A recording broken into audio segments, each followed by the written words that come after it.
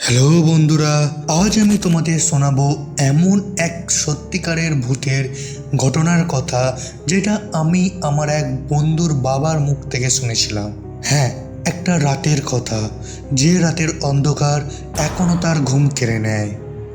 Hello বন্ধুরা, আমি haunted rider, আর আজ আমি চলে এসেছি তোমাদের কাছে নতুন আরেকটা সত্যি ঘটনা নিয়ে।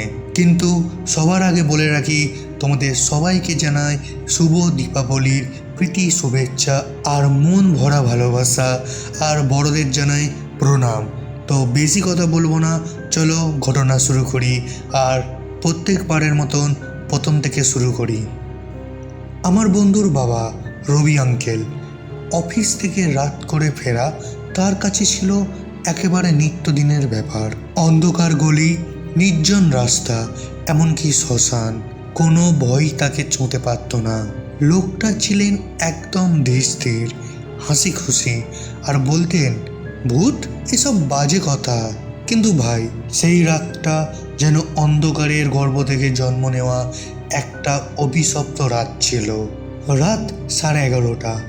আকাশ কালো মেঘে ঢেকে গেছে। বিদ্যুতের আলোয় আকাশ যেন ফেটে যাচ্ছে। ঝিরঝির বৃষ্টি, আর বাতাসে এক অদ্ভুত গন্ধ। না, ভিজে মাটির গন্ধ নয়, পচা মাংস আর কাঁচা রক্তের গন্ধ। রবি আঙ্কেল একা হাঁটছিলেন গ্রামের পুরনো রাস্তায়, যার এক পাশে আছে একটা বহু বছরের পুরনো শ্মশান। লোকজন বলে রাতে ওই পথ ধরে হাঁটলে কারোর না কারোর ডাক শোনা যায়, কিন্তু উনি এইসব পাত্তাই দিতেন না। ঠিক তখনই দূরে একটা ছায়া দেখা গেল। আবজা আলোয় মনে হলো, আরে এ তো হারুন ভাই। হারুন ভাই তার বহু দিনের বন্ধু। একসাথে কত রাত গল্প করেছেন, হাসি মজা করেছেন, তার কোনো হিসেব নেই।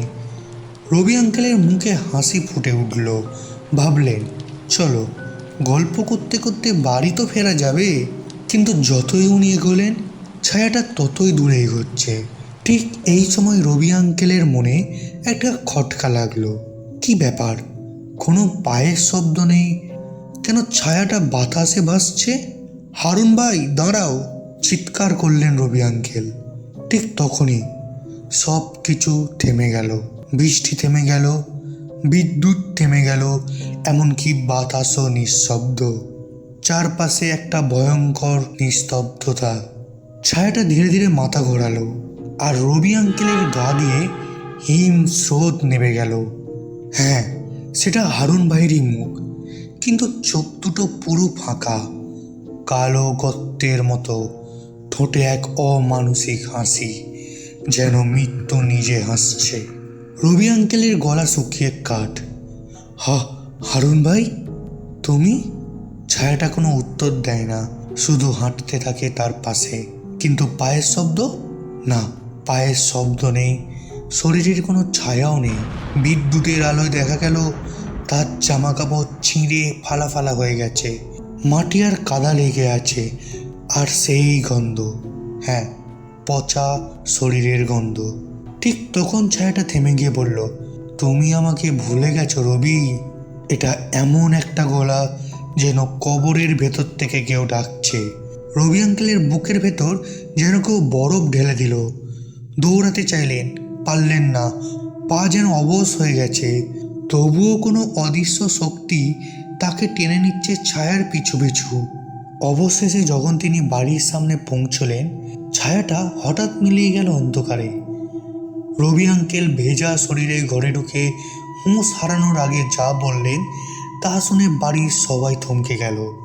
কারণ হারুন ভাই তো 2 সপ্তাহ আগে মারা গেছেন এক ভয়ঙ্কর অ্যাক্সিডেন্টে, যেখানে তার শরীর ছিন্ন ভিন্ন হয়ে গিয়েছিল। সেই রাতের পর থেকে রবি আঙ্কেল আর কোনো দিন ওই পথে যাননি।